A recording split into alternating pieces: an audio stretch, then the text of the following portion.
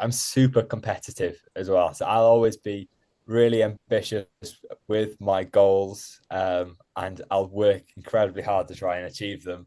So with the Ripon triathlon, I probably set unrealistic goals in place, which I think is quite common with people with their first triathlon if they're quite competitive as well. And that was the voice of today's guest, Daniel Evans.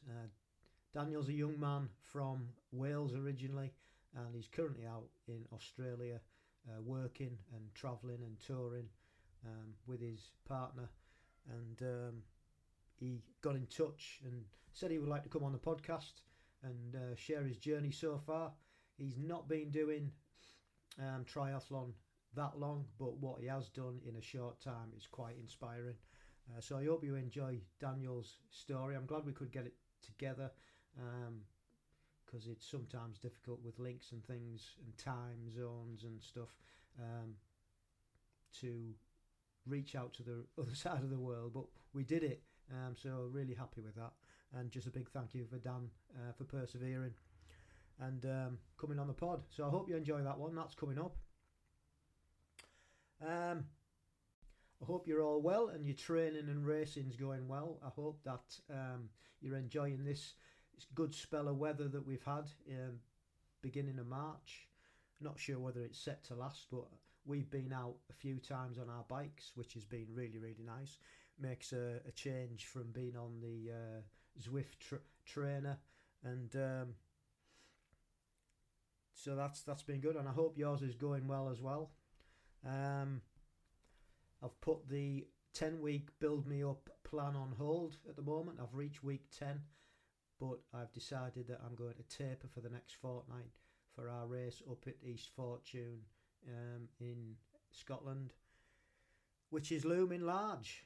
There's a few of us going up from the club, and looking forward to seeing what we can do, see how the legs are, and just enjoying the event really. Got myself 3 goals. The first one is to turn up on the start line fit and uninjured. The second one is to enjoy it, and the third one is to finish uninjured. And then we just see how it goes from there. We've had a look at the competition. The competition is high because it's also the British Championships. So we have, we've pulled our expectations back a bit, and we'll see what happens. But we're on the right track.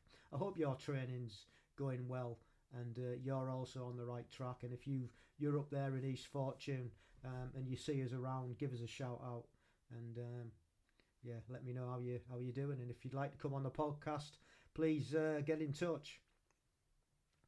So that's the training's been going well, like I said. Been listening to a podcast. I'm started back at work last week when the weather was so good. I decided that I had to go back. So started back, and obviously when I'm working, I'm listening to podcasts, and I've got a couple of recommendations. The first one is from the Perform podcast, and that featured nutritionist and fueling expert Jordan Sullivan, and he was going through what he actually gives to his athletes before and during competition to help them do the best they can, I guess. And it was really interesting actually when he broke it down and the reasons why he did what he did. So that was a really good podcast to listen to. And then the second one is Podcast, and they were talking about 5 questions you should ask yourself before entering an event, which was quite good actually, and quite humorous as well at parts. So they're 2 podcasts that I really would recommend. What we've been watching, well, the European Indoor Athletics Championships was on. That was good to watch. Enjoyed that over the weekend. And also enjoyed Strada Bianchi, which was held on the weekend also. And again won by Tadej Pogacar, with Brit Tom Pidcock coming up in second place. Really, really good race. The 2 guys broke away, and nobody else could stay with them. And unfortunately, Tadej Pogacar crashed on one of the corners, but got back up. He wasn't too other than road rash, which was a bit of a state. No broken bones, so that was good for him. And continued on. Caught Tom Pidcock back up, who did sort of sit up and wait for him when he realised he was back on his bike. And then Pogacar just left Pidcock. He couldn't stay with him, and he won. I think that's his third Strade Bianchi, which equals the record. So yeah, really, really good race. Really enjoyed that. And then this week we've got two tours on. We've got Tour of the Adriatica and also Paris-Nice. So I'm enjoying watching those in the afternoons. Really good races. Lots of incidents, and just if you enjoy cycling, that's it. No triathlon to speak of at the moment. They are going to be coming up, I would imagine, thick and fast over the next weeks and months. So I look forward to watching those. Right, on to the main event. I hope you enjoyed Daniel's story. I really enjoyed chatting to him. And we shall see you on the other side. Thank you for reaching out and getting in touch and saying that you'd want to come on the podcast. Much appreciated, because we're always looking for guests. And if you'd just like to introduce yourself, where you're from, and a bit about your background growing up. Yes, Daniel Evans. I'm from West Wales and Carmarthenshire, down in West Wales. Mainly rugby country, so rugby when I grew up, and that's always been the goal, to try and go as far as you can in rugby. Didn't know anyone that would do any swimming or any open water swimming. Had no friends that were cyclists or any family members that are cyclists. And mum would run, but no one that would do it at a competitive level. So triathlon was quite rare down where I was, until Ironman Wales has come down there, and now everyone seems to be out on a bike and or looking to go on a run, doing loads of park runs. But yeah, rugby, mainly playing at county level, and then went through to play for Scarlets under 18s, and then went to Carmarthen Quins and my club rugby back in Whitland as well. So I had two clubs when I was 18, 19, and then went to university. So had a dabble into a semi-professional rugby player's life. Cool. Then went to university and dropped out and started going into studying physiotherapy. So still associated with exercise and health. And then COVID happened, and just, I think, like a lot of people, started getting into running again. I hadn't started swimming or cycling at that point, but I had started running. I started to enjoy it, and then actually made a move after university, moved up to Hull, mainly due to my partner, Em. She was allocated a place. She's a doctor. She's allocated a place in the UK, and that was Hull. So I've never been to Hull before, and no idea of what Hull would bring. Interesting place. I really like it, actually. Loads of good friends up there. So underrated. How long were you up there for? Oh, I think we were up there for 2.5 years. Right. 2.5 years. My partner, she's from Leeds, so just across the way. Yeah. Well, we're in Lincolnshire, so Grimsby's across the bridge, and we're just down from Grimsby. Yeah. A little market town called Louth, so we're not far away from Hull at all, to be honest. So I know the area very well. Yeah. Yeah. My partner, she was living in Grimsby for a year, so I know that area fairly well as well. Yeah. Yeah. And so it's quite small. It's weird to just in the UK move around a lot. But yeah, and loved it up there. But played for Hull Rugby Union, and played at National 1 level. So again, back into the semi-professional role a little bit, and then just decided that no matter how much effort you would put in, you weren't really getting the rewards back. So if you were to put 15 hours of training in, which for rugby is a lot, and get it for triathletes is probably still a lot, but probably midway. But 15 hours of training would be a hell of a lot, and it would make no difference to the team sheet 2 or 3 months down the line if you kept backing it up. So decided to go into doing something that whatever you put the work in, you'll get the rewards. Mm. And that came to triathlons really. Yeah. So Yeah, how did and you a really find good out? base up there. Yeah, I was going to say, how did you find out about triathlon? What was the first time it came across your radar? Well, when I was younger, I saw Ironman Wales down in Pembrokeshire. I was stood on the streets and I could see the crowds going wild and loads of close compact contact with the fans as well. So there's a street going up from I think call it Heartbreak Hill, Saundersfoot, and it's quite a steep, long climb, and everyone's really close, similar to the Tour de France, Sure. where you've got flags and banners and in front of the cyclists and quite a lot of drinking as well. So everyone was going crazy, and it looked so fun. So that inspired me. I thought, what one day I'm going to do Ironman Wales. So that was my goal. That was when I was 16, maybe 15. I had Okay. that on the radar. Mm.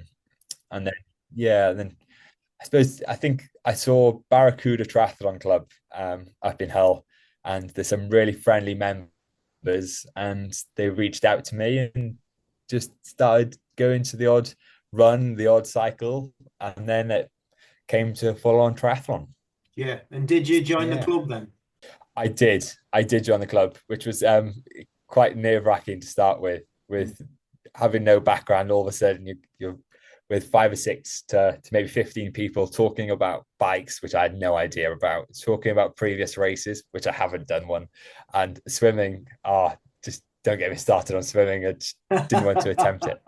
It was quite an uncomfortable group to start with, but then they're just so friendly and gently coaxed me into it.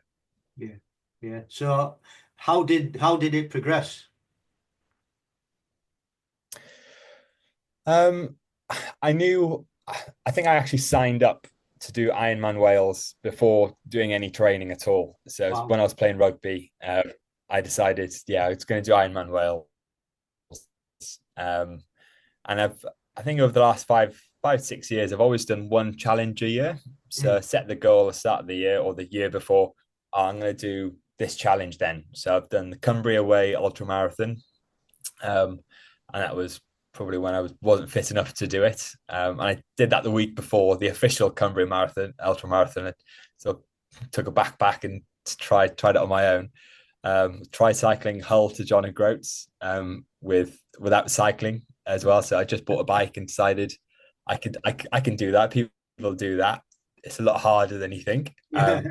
So I done that. And then last year did an 8K swim from one island, just out from Townsville here, Magnetic Island to Townsville, um, which that was huge for me to Yeah. ever swim, and that's a non-wetsuit swim in the sea, crocs everywhere, tiger sharks. It was yeah. They 5-10 years ago they do it in a cage. That's how Right. dangerous it was, but they Okay. now it's a couple of hundred people do it now. They think it's safe in numbers.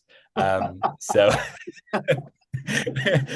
for me, that logic didn't work because I knew I'd be at the back somewhere Yeah. Yeah. where easy bait. So, but that was my challenge last year. Yeah, I think about one for this year now. Mm. Yeah. That's cool. So yeah, what was your first triathlon then? Once you'd got into it. It was the Ripon triathlon, actually, just What? up from Leeds. Yeah. What Uh, distance was that? I think that was standard distance. Right. Yeah, Okay. Yeah. standard distance. I put myself in the slowest swim group, and I think it was 2 years ago. So I put Right. myself in the slowest swim group. Had no expectations, just wanted to get around and complete it.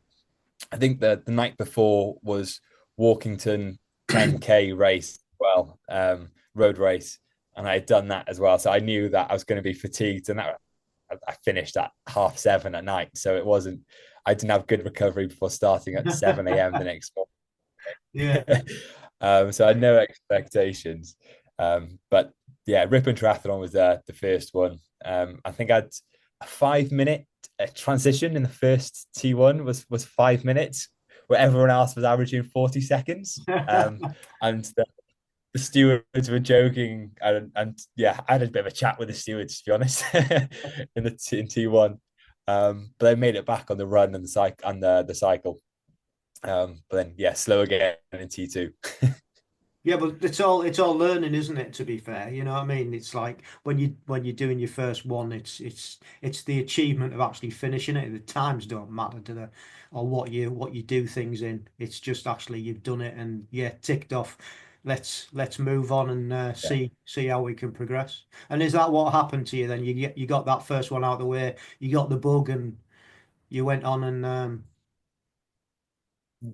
Yeah, it was. I'm super competitive as well, so I'll always be really ambitious with my goals, and I'll work incredibly hard to try and achieve them.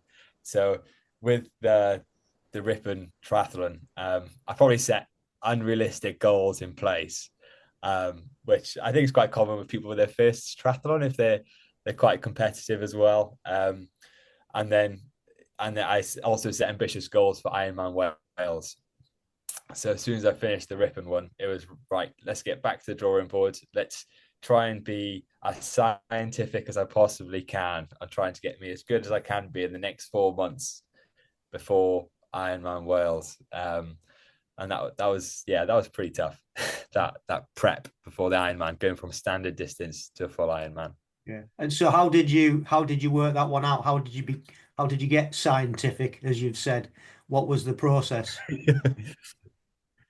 Oh, a lot of podcasts, and just trying to find the right podcast and the right people and the right information, which is hard this day and age where you've got loads of useless things flying about and non-relevant things as well, unrelevant things that you shouldn't be trying to copy. But if a professional does it, you should do it.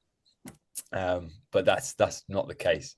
I think that my first thing that I initially did was try learning about the energy systems in a little bit more detail, um, and then understanding what energy system I'm going to be taking from at different times in the race, and how to fuel for that and how to train for that.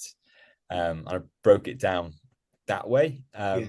and then the calendar side of things, I reverse engineered it to try and work with that a little bit with the energy systems and how much time I have to be able to make any changes. Okay. That sounds pretty in depth. Yeah, it sounds in depth, but yeah, there'll also be times where I just think, I'll just go for a run and not think about it and just go to enjoy. And sometimes I can get lost in that, and I think a lot of people can. You get lost in that building process because you think the goal and achieving it, and you're only going to get that enjoyment after you achieve it. But really, you should try and look to try and enjoy the journey as much as you can as well, which you Yeah, I can get think lost. that is so true because as you hear a lot of professional elite athletes say, I was aiming for this goal, but when I got it, I was empty. It didn't mean as much. It's actually the journey that we're all on doing. Yeah, the races are great, but it's actually what happens in between each race, which is the most important, and how you build and develop and grow as a person and as an athlete yourself, isn't it? Yeah, absolutely. And I think you nailed it on the head there. As a person, I think I changed a lot during that process, becoming more efficient. And when you are not training, trying to be as present as you can be Yeah, in that moment as well, whether that be work or with family and friends afterwards. yeah, Um, it can take a large chunk of your social life, training. yeah. So you've got to try and make sure that when you are not training, to try and really target that and set time aside for that as well. Yeah, because it can become, I mean, especially the longer distances when you have got to train so much because of the distances. And, if you don't do that, it'll bite you in the bum. It can become, not that I've done longer distances because it's not my thing, but I know that it can become all encompassing, can't it? And it can just take over to a detriment sometimes. So you bang on there. Yeah, it's a balance, I think. Yeah. Well, we see a lot the pros trying to do 30 to 40 hours a week sometimes. And then we're trying to try and do as similar as we can without being professional, with going to work, 9 till 5 or whatever hours you're doing, and trying to fit that in around other commitments as well, and cooking, and just simple things like cooking or going to the shops becomes so hard. Yeah. Yeah, let alone socializing. Yeah. Gosh, what's that? I think Yeah. I think sometimes the hardest thing is deciding what to have for tea, isn't Yeah. it? It's always best before you go to the shops, eat before you go. Otherwise, you just tend to buy everything and just Yeah. eat so much. So for your training for the Ironman, um, were Hmm. you coached? Did you get a coach? Were you still part of the club? What advice did you get? I wasn't. I was part of the club, um, but I wouldn't do too much with. It wasn't that many structured trainings. So we'd go for a social ride on a weekend, or a duathlon as well on a Wednesday night. But I was working at that time, so I couldn't go to that. So I'd only see them quite irregularly on a Saturday, mixing it between either going to rugby or going to the cycle. So I didn't get any training, and I didn't get any swim lessons as well. So I was Right. completely self-taught within 12 months before doing the Ironman, and in a 25-meter pool. Um, and I think I'd done 2 or 3 open water swims before the Ironman. So it was very unprepared for it. Yeah. But I did put a lot of hours in. So I would be going to swimming before work. I'd then go swimming after work. In that time, lunch breaks, YouTube, how to get better at swimming. Before Mm. you go to swimming, have a have a drink or something and watch YouTube clips of drills and how to perfect it, and then go swimming afterwards. Mm. Um, and to try and record yourself in the pool as well. Yeah. That helps a lot. I'm no expert. I'm still quite slow in the swimming, but now I've realized the value this year of having a coach, Mm. a one-to-one coach, private coach, and he's really been helping me a lot. Yeah. Yeah. Just Yeah, I just think, especially from the swimming point of view, because you can't see yourself, can you? It's sort of you think you swim like Phelps, don't you? But then when you actually break it down, it's terrible, isn't it? And I'm exactly the same. My swimming's awful, and I've been doing it a long time. But you just don't. I don't know what it is. Spatial awareness. You don't realise what your limbs and things are doing and where the placement is in the water. So getting it videoed, and I've had it done several times myself, to just put that in your mind when you're actually um, swimming. Basically, I mean, we go over Mm, to Lanzarote once, twice a year, and I get my wife to videos in the pool just so we can get a refresher of where we're going and what the swimming's like. Um, yeah, yeah, it's such a difficult technical thing, and I always say this on the podcast. The swimming part is the hardest part if you haven't been brought up as a swimmer, yeah, isn't it? yeah. If you haven't got that motor pattern, it's so hard to pick up. And because you can't see yourself, that's the big thing. Yeah. And cycling's not as tech it's not that technical. No. Maybe other people will probably say otherwise, actual cyclists. But ultimately compared to swimming, it's not technical at all. No, I agree. Yeah, and it's very different as well. Going from the pool to open water, you almost need 2 coaches for both things: an open water specialist and a pool Yeah. specialist. Yeah. Um, yeah, but it depends on how much time you can spend as well. Going to open water tends to be an hour drive one way, and then that's a whole day really of going there, swimming, and coming back. Mm. Yeah. So you can't get a coach to come with you on that one. Yeah. Big commitment, isn't it? Big commitment. Yeah, So how it did is. how did Ironman Wales go then when you actually got there? And Yeah, oh, really well actually. He came third in the age group, which was above expectations. wow. Yeah, I wasn't expecting it too much, and had a few problems on the course as well. I think the saddle dropped back 10 kilometers into the cycle, so and I didn't have anything to change it, so I just had to ride with it, the saddle right back, and it was not a comfortable TT. And I was on my friend's bike as well, so that didn't help, and his shoes and his helmet. So I didn't really know what I was doing at the time, but the run was really good. But overall, really really good. I can't believe how crazy the crowds were as well, particularly being my home hometown, would say, and there's loads Yeah. of my friends there and family. It was, yeah, really, really special and motivating as well. You go through the town of Tenby and you come out thinking that you're a hero, and then 10 kilometers down the road you're suffering again because you've just pushed it through the town and you're in a dark place for the next 60 kilometers until you get back into town. But no, such a good day, such a good day. The swim wasn't fantastic, but yeah, it was still fantastic. It was, yeah, one of the best days I've had, to be honest. It was Yeah. really, really good. Cool. Yeah, and so my friends and family have also said that one of their most special days as well was Ironman Wales. Not just watching me, but the whole crowds and for the whole day. Tiring, but great day. Yeah. Well, it's all about making memories as well, isn't it? You know. Yeah, it is. It is. And having flashbacks of coming down the steep hill, and my grandparents were standing on a corner, and it was pretty much in the middle of nowhere. I just wasn't expecting. Maybe three or four people were on this corner, and a steward that was directing us to turn right, and they were standing there, and just, yeah, it just caught me out of surprise. So I can remember that and visualize that, and that's very special for Yeah. me. You'll never forget that moment either. It'll always be with you, won't it? So yeah. Yeah, So yeah. what came next then? Excuse me. Oh, after Ironman Wales, we moved to Australia. Right. So what was the reason behind that? It's always been on my radar to move to Australia, and now with it being so much better for pay wise, for particularly for physiotherapists, and like I said, my partner's a doctor, so for her to come out Yeah. and have experience elsewhere for a few years, bit more money and different way of life, and now we are now planning on coming back to the UK in the next 6 to 7 months. It was always only going to be for a year and a half to 2 years.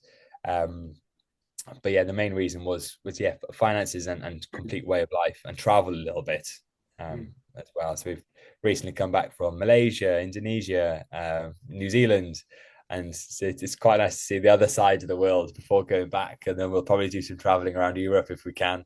Yeah. Work first, save up, and then go there. Yeah, my son did exactly the same thing after with his girlfriend. They went over to Oz and Oh, worked, I think, but it was COVID that brought them back. Unfortunately, they had to come back. So theirs got cut short, really. But they had a similar experience. He's 2 years older than you. He's 28, but around about the same time, you know. Then they loved it.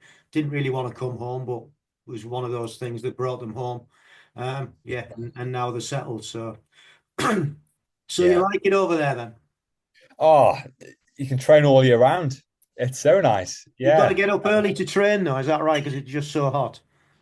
Yeah, yeah. So tonight it's going to drop down to a cool temperature of about 25 degrees. So it's and humidity's in the 80s. And then midday it'll get up to the 90s, humidity and 36 degrees. So it's you can't do any long training.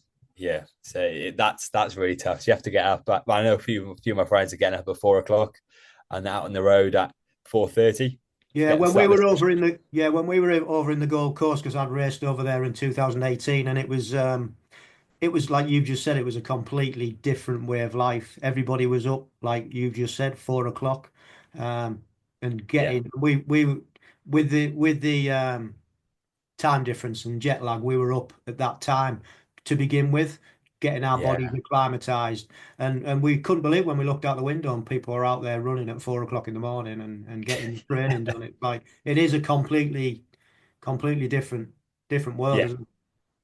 And even some of my friends that aren't doing any training, they'll just give me a text, say, "Oh, going to coffee at 5:30 or 6 o'clock. Do you want to come?" It's 5:30, 6 o'clock. What are you doing up? You're not even training.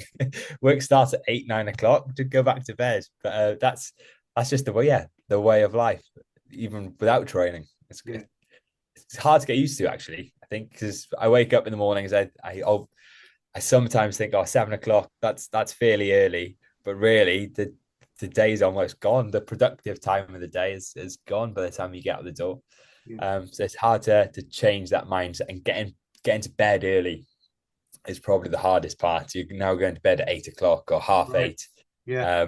So trying to get your head around that and being really strict with yourself on that is tough, because sometimes you're not that tired at that time, but you know that you're going to reap the rewards in the morning. Yeah. That's for sure. So Yeah. how does your training work now? You said you've got a coach over there?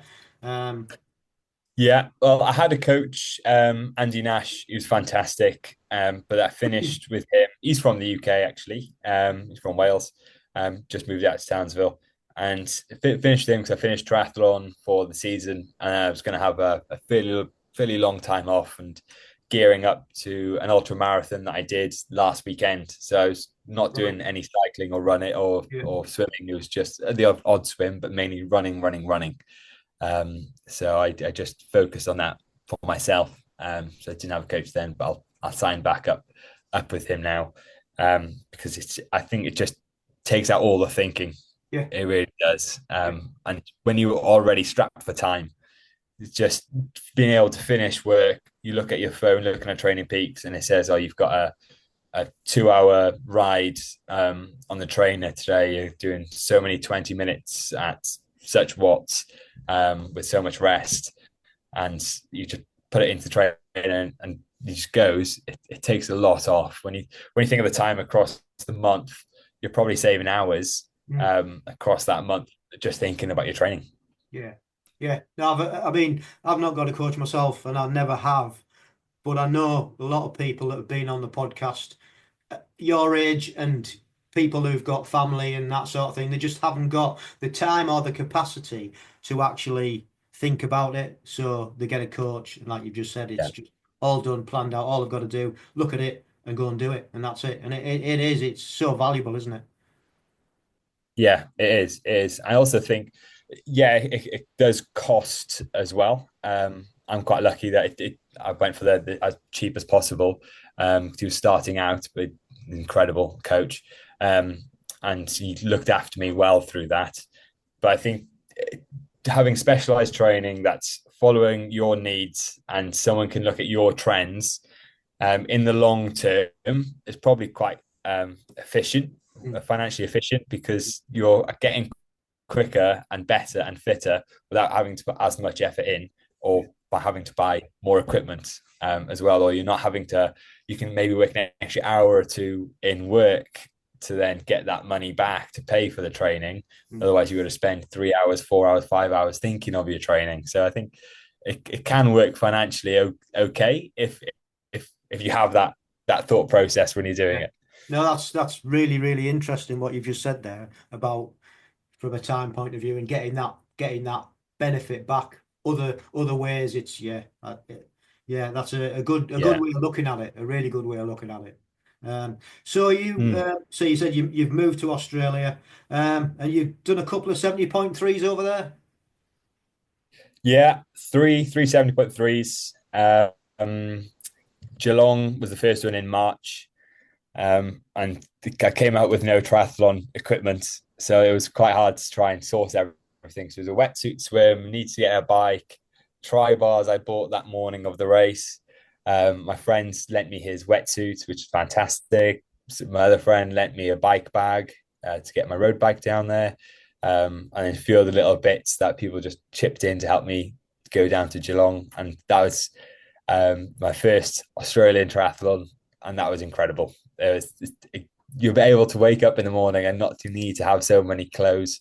You can just think about going down to the race, and it can get a little bit hot, so you have to have bit more sodium and a bit more water, but and electrolytes. But other than that, it's very scenic, beautiful water, clear water. Oh, yeah, it was quite special actually. And Yeah. and then you did Townsville long distance world champs. Yeah, yeah, that's the first time and the only time I've represented GB. Then Yeah. was at the Townsville Long Champs. So how did Yeah, that come about? How I did you hadn't heard hear of. about age group and representing GB? Did you already know? Yeah, I had no idea that it existed, to be honest. Because the club I was in, I don't think anyone was really competing at that level at that time. And like I said, I only go to a few social cycle events with the Barracuda Triathlon Club. So I didn't know much about it. And I searched triathlons in Townsville because I thought, oh, before heading over there, I'll try and sign up for a triathlon and see if there's anything in that area. And then I saw that there was this World Champs, and I tried typing in, oh, how do you qualify? And it said, you represent your country. I thought, oh, wow, okay. How can I now represent GB? And then it said, oh, you need to have these times. So then I put my Ironman time in there, not too sure. I think it had to be within 10% or 15% of the age group winner. And sadly for me, the age group winner that year, not the age group winner, the overall winner was actually in my age group. So I think he'd done 9 hours 30 and I was 11 hours 13. So it was a big difference. But I think I just crept into it with 0.5% to qualify for GB. Cool. So I was incredibly lucky. And it was really cool. And it was just 5 minutes down the road. I could have walked to it if I wanted to. The race started, and I walked back from it as well. So it's the closest race I think I'll ever get, and it was the World Champs. So it's pretty special. Yeah. So how did the race go and the whole experience representing GB? And have you got any ambitions to do it again? Oh yeah. So it went really, really well. The whole week building up to it was really good. I work as well just opposite it where they did the Nations Parade. So I clocked off work and walked 5 minutes down to the parade 2-3 minutes before it started. Had a chat with loads of people around the area. Townsville's quite a small community, so I saw a lot of my patients and clients around as well. So I was waving at them and saying hello to them. And that probably helped business a little bit as well as a physiotherapist. See, so that was really good. And there's very special. And then the race morning, loads of my friends there, loads of support again, and saw that it was a wetsuit swim where the water probably shouldn't have been a wetsuit swim. Right. It's very, very warm. I don't think I've ever seen it, or anyone's ever seen it to be a wetsuit worthy swim. It's normally a non-wetsuit at all costs because you just overheat. Yeah. But saw the wetsuit swims, had a little bit of a panic to try and get a wetsuit. So my friend jumped in, gave me a wetsuit, which was quite nice. And then just went around the course, and it was so nice. The cycle had a bit of a problem. It came out of T1, started cycling down the main street, and there was a speed bump, and hit the speed bump. Both my litre water just came straight off the back, hit the road, gone everywhere. So I had to carry on cycling. I had a litre on the bike still. So by the time I drunk that and tried going to all the aid stations, it just wasn't enough. So I was dehydrated quite badly. I think it was about 30 degrees again in the winter. So it's very, very hot. And then so the cycle was really good. I think I clawed back. I think I was sixth coming off the bike. And then started the run. And I think if you've lost your nutrition on the bike, the 30k run in 30-degree heat isn't going to go well. So cramped up and just dragged myself around the course. I finished in 12th, but it was painful. Probably my most painful experience whilst competing was that. Yeah. Well done for 12th, actually going through all that, because nutrition, especially in the longer distances, it plays such a major part, especially in the heat, doesn't it? Yeah, it massively. Yeah. You have to be really on it and know how much sodium you need per hour, and being strict with yourself and not compromising on that. But normally on the run is where I'd make my time back. So it's a bit strange, everyone overtaking me or feeling everyone's overtaking you, and you just tend to get in a worse mindset over and over and over again. And but I was quite lucky. My dad flew out to Australia around that time, so he watched the race. So that was really special. Oh, that's for me. That's excellent. Yeah. And I think, as bad as it was at the time, these things, if everything goes well, you don't learn. You learn from like these experiences, don't you?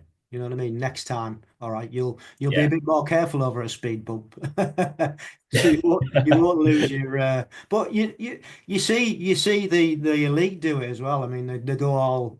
Either they don't know there's one there, and or the biggest one nowadays is when they're getting on the bikes and they kick off. They've got the water bottles at the back, and they put the legs over and they kick the water bottles off even before the start. It's so yeah, all these things are Yeah. learning experiences, aren't they? So, but yeah, it sounds like you had a great Yeah. time and well done for, like I said, for 12th, because that's for your first one is just amazing, really. Oh, yeah. Yeah. I I wasn't expecting anything again, and that was yeah. It's definitely motivated me now to do more. Yeah, And it's also motivated some of my friends up in Townsville that they're trying to look at in Mallorca. Is that's the next one I think it is. So they're looking at, is it Mallorca? I think it is. I think it is. And now they've signed up to try and qualify for that. So when I eventually go back to the UK, we're hopefully gonna meet in Mallorca excellent. and to do a triathlon. So yeah, definitely going to try and get more Yeah. age group races in. Yeah, That's for cool. sure. Yeah, Good. Good, yeah. Yeah, well I mean it's a great experience. I know it's not cheap to do, as we always say on the podcast, but it's such a buzz when you're wearing the kit and you're representing the country. It's just amazing. And once you've done it, you just like get the bug for it and wanna carry on doing it, really. So yeah. yeah, good luck with that. And Oh, I'm sure you'll be fine. Sorry, was it a full Ironman distance that, or was it 70.3? it was in between. So I All think it right. was a 3K swim. Okay. Yeah, 3K swim, 112 bike, and then 30 run. So it's, yeah, Right. in Yeah. between. Yeah. I think I'm better on the longer distances as Yeah. opposed to the shorter ones. Yeah. So is that what you Yeah. would target then going forward? Yeah, yeah, definitely. Definitely more the longer ones. Although I think skills wise, you pick up a lot of skills whilst doing the shorter ones. And definitely for me to actually sometimes you need to be in a hurry getting out of the water and not think, oh, I'll just make your time back somewhere else on the course. No, you need to be efficient as well. Yeah. So I would like to try a few shorter ones Yeah. around Well, here. I guess the sharpeners aren't the shorter ones. They get your speed up a little bit. Not that you need a great deal of speed, but it doesn't do any harm having some short ones in the bag to get the pace Yeah. going. Yeah. Cool. Yeah. Excellent. I mean, that just the other question I had was so when you were over and training in Australia before your age group race, did you know any other Australian age groupers that were doing it? Yeah, well, my coach Andy, he was doing it. He was doing it for Australia because he's been out for so many years. Right. So he was doing it. He's done, I think, every race that I've done. He's been there as well Yeah. competing. Cool. But he was yeah, he's one of the top finishers in pretty much most races. So it's quite nice seeing him there. I didn't know anyone from. Oh, yeah, there was one boy actually in my age group from Ironman Wales. He finished second in my age group, and he's called Daniel as well. And I Okay. bumped into him on the Nations Parade. So we had a Right. little bit of a chat Yeah. from Wales as well. So yeah, knew him as well Yeah. on the course. That was quite nice. Seeing a friendly face there. Yeah. And have you Mm. made any connections since then through the age group race? I've met a few Australians. Yeah. Yeah, few Australians, not many GB, probably because I knew that I was staying out in Australia Mm. for a little while. Sure. But definitely when we go back to the UK, you're going to try and find a little bit more of to try and get hold of the community, really, of the age group races Yeah. and see what everyone's doing. Yeah. 'Cause it's quite nice looking at the Facebook chat and you see other people are putting messages in or competing in this race on the weekend. Is anyone else doing it? So I like to get involved in that somewhere. I say, yeah, me too. Let's go for Cool. beers afterwards. Yeah. Yeah. So where you said you're going to be moving back eventually. Where do you think you'll end up? The aim is to try and head towards Bristol if we can. Yeah. I think for the next year we'll probably head up to Leeds actually for a year, Mm. and then move down to Bristol. So then we're in between my parents down in West Wales, and then Leeds isn't too far away up north, so we can be in the middle, and got a few family friends that are in London. They can come across, and a few, yeah, so quite central in Bristol. So that's where we're gonna head up, I think. Cool. Yeah. Good. Good to have a plan. Well, it's been great, a great story, and obviously you're just at the beginning of your age group journey, that's for sure. So it'll be interesting to see how you develop and how it goes, and where you get to. And Yeah, it's just about keeping enjoying it, isn't it? Really, and building and progressing. it is. Yeah. So right, we'll Yeah, crack on. We've yeah. got a few quick fire questions, and the first one is, what's your favorite bit of Go for kit? it. Not very quick fire. Probably the trainer, I'd say. I've just got a simple jet black trainer that I put on Facebook Marketplace, and it does so well. Got on my whoosh, and it's just use it there, nice and free. So it's, yeah, Yeah. that's probably my best. Yeah. Yeah. Cool. Yeah. Good. Good. Invaluable bit of kit these days, the trainers. Oh, yeah. Particularly when it's wet season, or if it's too hot to train after Yeah. 7 a.m. You need to try and find indoor and aircon and fans. So it's pretty useful. Yeah. Yeah, absolutely. Yeah, good choice, good choice. And what is a week of training looking like? I know you said you've just done an ultra, so it's probably tailed off a bit. But generally, when you're training triathlon, what does it Yeah. look like? Well, I'm now back up to trying to get to 25 hours a week if I Right. can. Um, Okay. so the next 3 weeks are scheduled in 25 hours per week. So today, a 2 hour ride and an hour swim. I'm going to try and get my longer rides, my easy rides to be about 2 hours, and my longer endurance rides to be more 3 to 4 hours. I'm going to stay off running for a little while because of Yeah. the ultra. So just gonna head down onto swimming and cycling, and hopefully I should recover a little bit quicker than I can from the running side of things. So I can do a little bit more hours. Mm. And I've gotten hold of my friend she's an excellent swimmer. I think she represented Canada in swimming, so she's going to help me with my technique. So it's going to be a lot of cycling and swim technique for the next 3-4 weeks. Yeah. Excellent. And just going back to your ultra marathon, how long was that? Yeah, so it's Tarawera, UTMB, ultra marathon. It was 52 kilometers. Right. So it wasn't the 100 kilometers or the 100 miles, but it was quite a fast, hilly course. So it was, I think I did it in 4 hours and 8 minutes, which was for 21st place, Well which is done. really good. I wasn't expecting anything like that. But I think the winner beat the course record by 16 minutes or something ridiculous. And there's 4 or 5 other people that also would have broken the course record.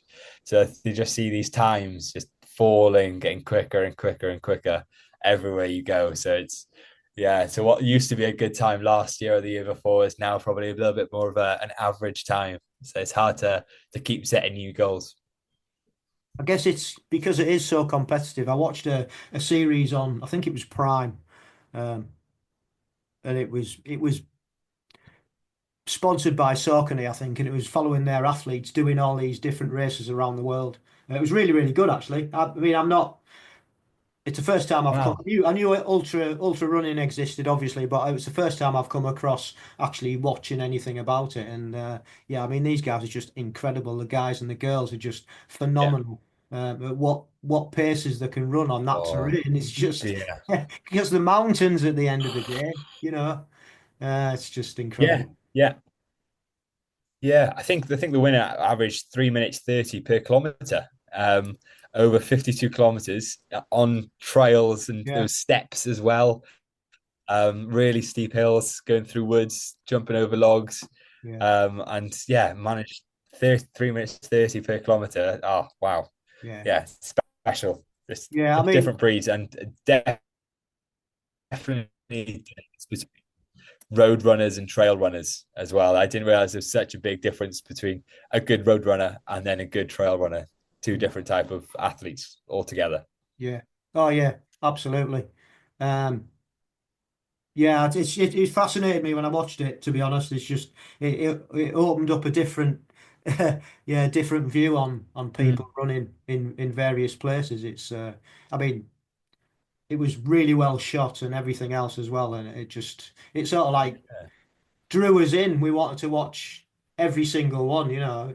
We put it on not really knowing or expecting much, and it was like, oh, this is next Wow. level. It's really, really good.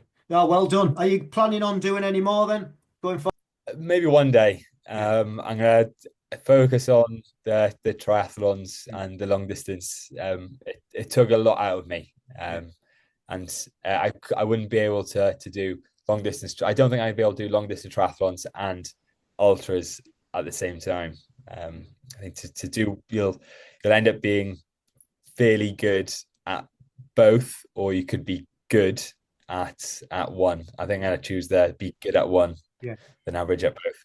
Yeah. That makes sense. I mean, it's a lot to take in, isn't it? To put your body through to trying to do, like you say, an ultra and then Ironman training on top of that. It's just, yeah. And I think what you've just said about absolutely stopping running after that ultra now and just focusing on the other two. I think that's very, very wise.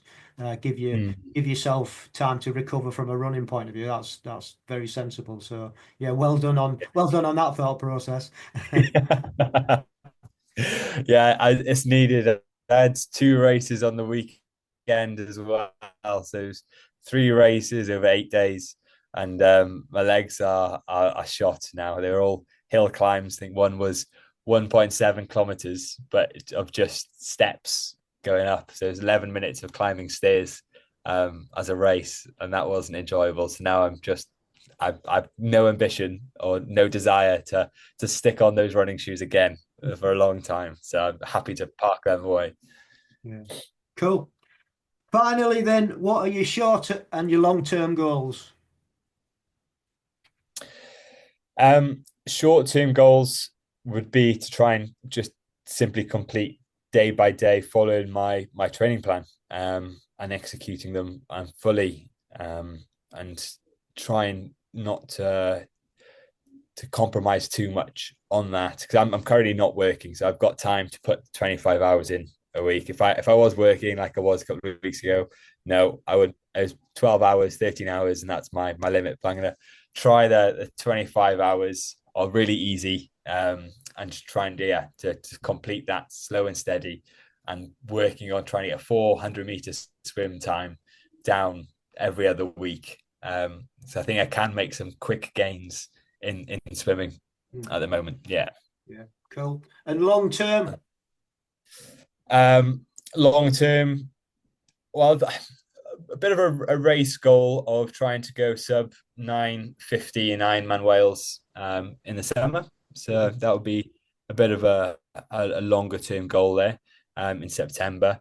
But I think I'm going to be moving around Australia now a fair bit over the next 4 or 5 months, doing 6 weeks placements here and there. So we'll see how the training goes. But at the moment, yeah, trying to go sub 9:50, which yeah, we'll see what that ends up being. Someone could go sub 9 hours and just destroy the whole field. So we'll see what 9:50 gets me. Yeah. Well, good. Well, good luck with it all. Fascinating story.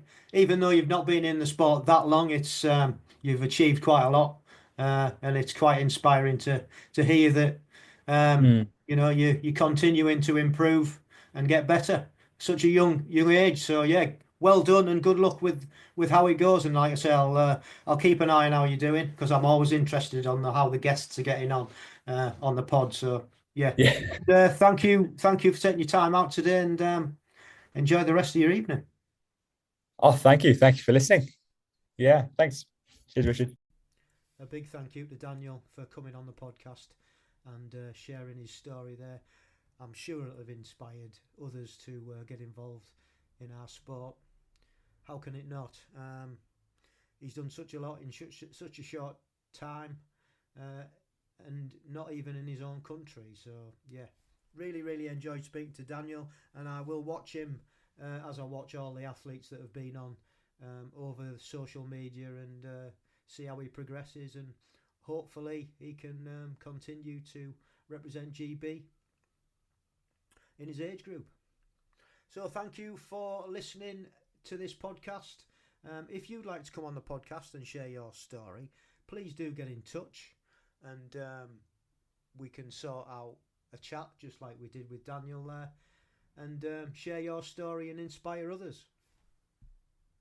And if you do want to do that, you can reach out to us and send us an email with a short description of your sporting history to Agegroup Multisport Podcast at gmail.com. You can find us on Instagram at amp_1967.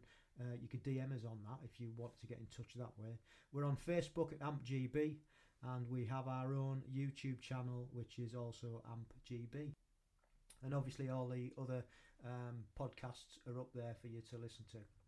So thank you for taking your time out and listening to this podcast. Really, really do appreciate the support that it gets. And we shall see you next time. Don't forget, stay safe, keep training, and love the process.